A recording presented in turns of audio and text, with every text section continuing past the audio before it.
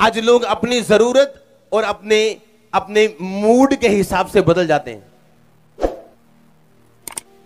और परमेश्वर भी ऐसा ही है। अगर आप अपनी जरूरत के लिए उस ढांचे के अंदर जाना चाहते हैं तो हो सकता है आप संघर्ष करें, पर अगर आप दिल से उस ढांचे से प्यार करते हैं तो आपको अंदर ले जाएगा वो। पर अगर आपकी आंखें सिर्फ बड़ी बड़ी इसलिए हो चुकी हैं कि उस ढांचे के अंदर बहुत कुछ है, क्योंकि उसको मिला, आपकी आंखों के सामने मिरेकल्स हुए, आपकी आंखों के सामने छुटकारे हुए, आपके पड़ोसी के हुआ, आपके रिश्तेदार के हुआ, आपके आंखों के सामने हुआ, वो झूठ नहीं था। आपकी आंखें खुली हैं कि मेरी लाइफ में कब, पर उसकी लाइफ में उस ढांचे के अंदर वो सब कुछ मिल सकता है जो उस ढांचे से क्या करता है, प्यार करता है। आप जैसे एक स्ट्रक्चर के नीचे जाते हैं, अब परमेश्वर ने क्या कहा, परमेश्वर ने कहा सुनो, अगर आप क्रिश्चियन हो और आप प्रार्थना कर रहे हो कि परमेश्वर आपके बिजनेस को बढ़ाए, आपकी प्रार्थना 40 साल कबूल नहीं हो सकती जब तक आप टाइदर नहीं है, क्योंकि एक ढांचा है। आप जब ढांचे के अंदर आते हैं, एक स्ट्रक्चर बना दिया परमेश्वर ने कि अगर तुम मुझे ना लूटे और अपनी कमाई से, अपने दशवान से तुम मेरी महिमा करे, तो मैं तुम्हें इतनी बरकत दूंगा कि तुम्हारे रखने के लिए भी जगह नहीं होगी। हां, ऐसे ही है कि नहीं? पर अगर मैं सिर्फ प्रार्थना करूं और उस ढांचे के अंदर ना जाऊं जो परमेश्वर ने एक बनाया मेरे फाइनेंस के लिए, हालेलुया, मैं अपने फाइनेंस के लिए प्रार्थना नहीं करता हूं। अगर करूंगा तो वो 3-4 लाइनों से लंबी नहीं होगी, 5-7 सेकंड से लंबी नहीं होगी। मैं प्रैक्टिकल करने में विश्वास करता हूं जो परमेश्वर ने मुझे उस काम के लिए बोला। आमीन।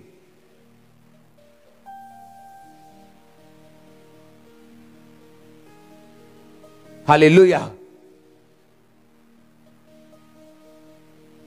और जैसे ही आप उस ढांचे के अंदर जाते हैं, आपको मालूम है अपनी हीलिंग के लिए मुझे ये करना है, सबसे पहले मुझे उस ढांचे से प्यार करना है, परमेश्वर से लव करना है, उसके बाद अंदर जाना है, उसके बाद हर एक चीज के लिए एक सिस्टम बना हुआ है।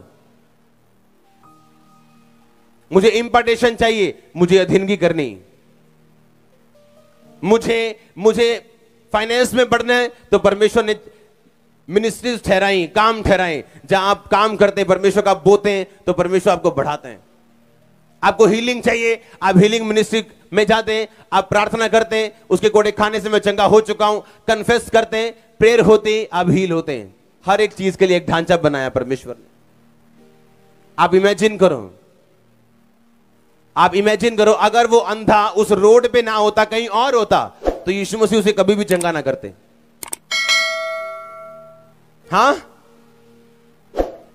और आपने कभी यीशु मसीह को ऐसे चलते नहीं देखा होगा कि यीशु मसीह जा रहे हैं और अंधा बैठा है। आप जानते हैं यीशु मसीह ऐसे बीमारों को चंगा नहीं करते जैसे आप सोचते हैं। अगर कोई अंधा बैठा है तो वो बैठा है, यीशु मसीह से चंगा नहीं कर रहे जब तक उस अंधे ने आके डिमांड नहीं की कि परमेश्वर मुझे छुओ, मैं चंगा होना चाहता हूं। यीशु मसीह ने फिर क्वेश्चन किए, क्या तू विश्वास करता है मैं तेरे लिए ये कर सकता हूं? हाँ, मैं विश्वास करता हूं। ऐसे हीलिंग होती थी, डिमांड करने से, उस ढांचे के अंदर जाने से, जो चीज मुझे चाहिए उस पर डिमांड करने से। आमीन। आपको अगर कपड़े चाहिए तो मॉल के अंदर एंट्री करने से कपड़े नहीं मिलते, फिर कपड़े की शॉप ढूंढनी पड़ती, वहां जाना पड़ता है, रेट करना पड़ता है, फिर आप लेते हो। हाँ या ना? अगर ज्वेलरी चाहिए तो कपड़े की दुकान पे नहीं मिलती, आपको उसी शॉप पे जाना पड़ता है। हाँ या ना? और जैसे ही आप इस ढांचे में प्रवेश करते हो, आप देखते हो कि मुझे इस जीवन में रहने के लिए और टेस्टिमनी देने के लिए, परमेश्वर में खड़े रहने के लिए क्या चाहिए, और आप उस चीज पे काम करना शुरू करते हो। हालेलुया। आप इमेजिन करो, जैसे ही मैं जब अफ्रीका में जाता था अपने फादर के पास, और मैं वापस आके लोगों को बोलता था, अब देखना कैसे काम होते हैं, ऐसे क्यों? अब देखना कैसे चर्च बढ़ती, ऐसे क्यों? क्योंकि मुझे पता होता था कि मैं एक बीज बो के आया हूं जो मुझे फल देने वाला है। वो मेरा एक 100% कंफर्मेशन होती थी बाइबल के वर्ड की कि जो मैं बोऊंगा तो काटूंगा, हाँ या ना? तो मेरे को मालूम होता था कि मैं एक बीज बो के जा रहा हूं, तो इंडिया मेरा सेम नहीं है जब मैं जाऊंगा तो। और ऐसा होता था। क्यों? क्योंकि मैं एक स्ट्रक्चर में, एक ढांचे में चला गया और अपने विषय में मैंने काम किया और प्रार्थना की। हालेलुया।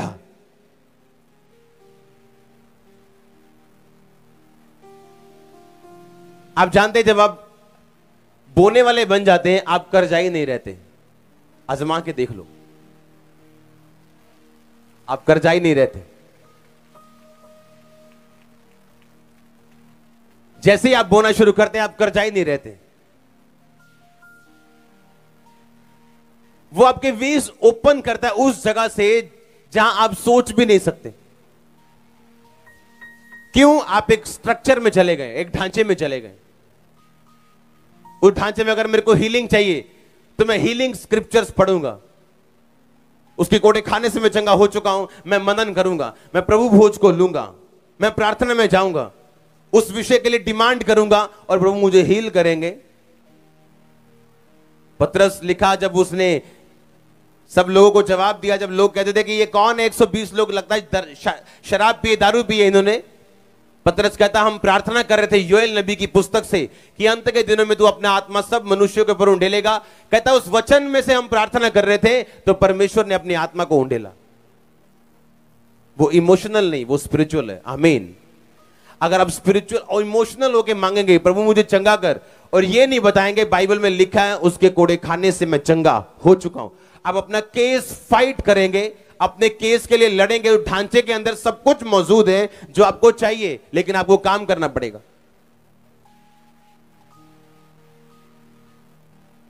हालेलुया। आप जानते हैं, एक स्ट्रक्चर परमेश्वर मैनेज परमेश्वर है, वो अनमैनेज परमेश्वर नहीं, वो एक मैनेज परमेश्वर है। उसने एक ढांचा बनाया और वो ढांचे से वो बाहर नहीं आता। आपके लिए एक स्ट्रक्चर बना दिया, उससे वो बाहर आके काम नहीं करता। अगर आपको अमेरिका की सहूलतें चाहिए तो ग्रीन कार्ड किसका चलेगा? कि इंग्लैंड का चलेगा? हां, अगर इंग्लैंड की सहूलतें चाहिए, ग्रीन कार्ड किसका चलेगा? अगर इंडिया में रहना तो आधार कार्ड किसका चलेगा? इंडिया का चलेगा। इंडिया के आधार कार्ड से नेपाल में चले जाओगे, आशीष मिलेगी? वहां के लोग आपको मानेंगे? गैस कनेक्शन देंगे? नहीं, क्योंकि एक ढांचा बना, परमेश्वर ने एक ढांचा बनाया। आप जानते हैं वो ढांचा इतना जबरदस्त और खतरनाक है और इतना आशीषित है, अगर आप वो ढांचे को समझ जाएं, आप सफर नहीं करेंगे अपनी लाइफ में। आप जानते हैं, जब मरियम और हारून ने मूसा का विरोध किया, आप जानते हैं वो विरोध सही था, पर परमेश्वर ने मूसा को कुछ नहीं बोला और मरियम को कोड़ी कर दिया। हाँ या ना? क्यों? क्योंकि एक ढांचे के मुताबिक आप में और आपके फादर में हमेशा आपका फादर राइट है। यह ढांचे का एक गुण है। आप में और आपके स्पिरिचुअल फादर में हमेशा कौन राइट है? चाहे आपको लगे आप सही हैं, पर हमेशा सही कौन निकलेगा? आपका फादर। आपके स्पिरिचुअल फादर और परमेश्वर में हमेशा कौन सही निकलेगा? परमेश्वर। और लोग, जब आप जानते हैं शैतान क्यों गिरा? क्योंकि वो परमेश्वर को करेक्ट करने की कोशिश कर रहा था। वो ये बताने की कोशिश कर रहा था परमेश्वर को कि मैं तुझसे ज्यादा अच्छा सोच सकता हूं। आप जानते हैं, आज भी कुछ लोग ऐसा पाप करते हैं जब वो अपने फादर को करेक्ट करने चले जाते हैं और परमेश्वर की निगाह में पापी हो जाते हैं। क्योंकि आप में और आपके स्पिरिचुअल फादर में हमेशा कौन सही है? आपका स्पिरिचुअल फादर। और आपके स्पिरिचुअल फादर और परमेश्वर में हमेशा कौन सही है? परमेश्वर। यह ढांचा है। इस ढांचे को अगर आप तोड़ने मरोड़ने की कोशिश करेंगे, आप ही फंसेंगे, आपका फादर नहीं फंसेगा। वो उसी पोजीशन पे आपको मिलेगा। आनंदित और अपने कामों में बिजी। हालेलुया। आप जानते हैं अपने अथॉरिटी को करेक्ट करना शैतानी पाप है, एक रिबिलियन मतलब विरोधता का पाप। आप जानते हैं व्यभिचार के पाप से भी बड़ा पाप है विरोधता का पाप। पहला पाप जो दुनिया में आया आदम और हवा से पहले, वो विरोधता का पाप था, विरोध का पाप। और आज भी अगर शैतान ने किसी बंदे पे अटैक करना हो, वो इस पाप से नीचे लेके लोगों को जाना चाहता है। इसीलिए अगर आप मुझे अपने पास बिठा के डिस्कशन करेंगे कि फलाने बंदे ने रेप कर दिया या फलाने बंदे ने ऐसा कर दिया, फलाने ने ऐसा कर दिया, मैं अपने मुंह को सी के रखूंगा, क्योंकि मुझे उन कामों से कोई मतलब नहीं है। नेवर। मैं अपने दुश्मन का भी विरोध नहीं करता कभी।